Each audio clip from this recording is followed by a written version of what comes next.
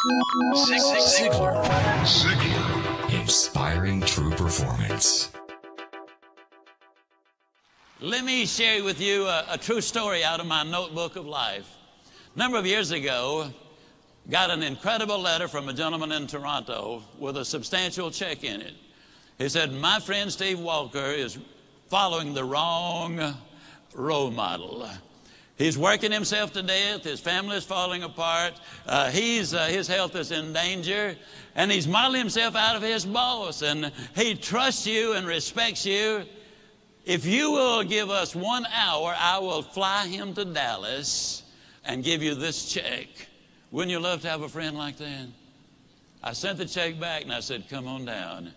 Steve and I had quite a little talk. And in our talk, I asked him why he had such a role model. What about this man that made him so completely important in his life? And he said, well, he's the most successful man I have ever known. And I said, well, Steve, what do you call success? Now, it took several minutes for him to go down the list. But the interesting thing is, though they're not in the same order that I have put them, or we list them now, these are the 8 things that he said he really considered to be successful. If a man was happy and healthy and at least reasonably prosperous and secure, if he had friends and peace of mind and good family relationship and the hope that the future is going to be better, he said, I'd consider that man as successful. Now I'm going to really encourage you to take some notes right here. And all I want you to do, and you'll be the only one that'll see it, somewhere right in as I go down the list, write whether you get a plus on that one or a minus on that one. You'll be the only one to see it, but it might be an eye-opener. You see, most people never dare to evaluate really where they are. And you got to know where you are before you can really determine your chances of getting what you really want out of life. And so I said to Steve, I said, I understand that your boss is very important to you. You consider him to be successful. When he finally got through with the identification, as I said earlier, these were the 8 things that he said, I think that's important for success, to measure success. I said, well, Steve, let me ask you now, as far as happy is concerned, tell me, how happy is your boss? He said, oh, I don't think he's happy at all. I said, why not? He said, well, I've never heard him laugh, and he seldom smiles, and besides that, he's got ulcers. I said, well, do I give him a plus or a minus? He said, oh, you give him a minus. Please grade yourself as we go. This is so important for you. Then I said, that also tells me something about his health if he's got those ulcers. Do I give him a plus or a minus? He said, you give him a minus. I said, that also says something, Steve, about his peace of mind, because you don't get ulcers because of what you eat, but what's eating you. I said, do we give him a plus or a minus? He said, we give him a minus. I said, Steve, I've asked you one question about what success is, what balance is, what's important to you. One question, and your boss comes up with 3 minuses. I said, tell me how prosperous he is. He said, man, he's got money running out of his ears, and he's getting more every day. I said, we give him a plus on that one, don't we? He said, we sure do. I said, how secure is your boss?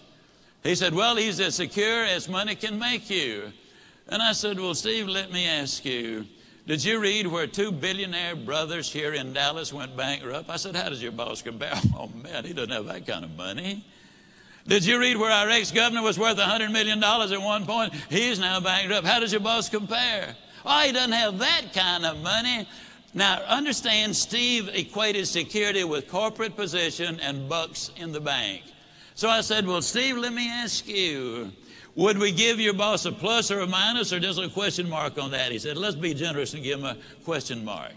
I said, how many friends does your boss have? I hope you're marking these for you. How many friends, real friends, does your boss have? He said, I don't think he's got any. I'm not his friend. I just happen to admire the guy. To tell you the truth, he's somewhat of a jerk.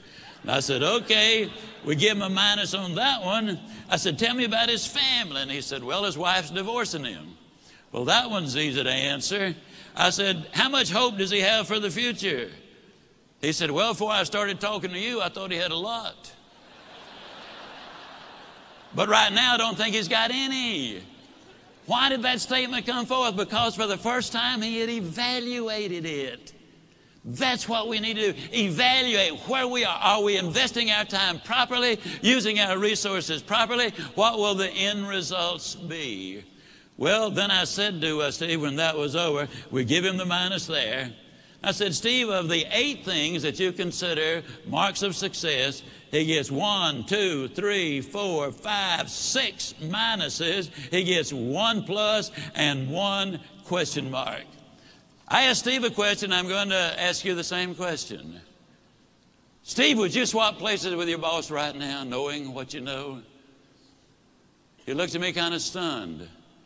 He slowly rose to his feet and said, no, I wouldn't. Would you? Zig Ziglar. Inspiring true performance.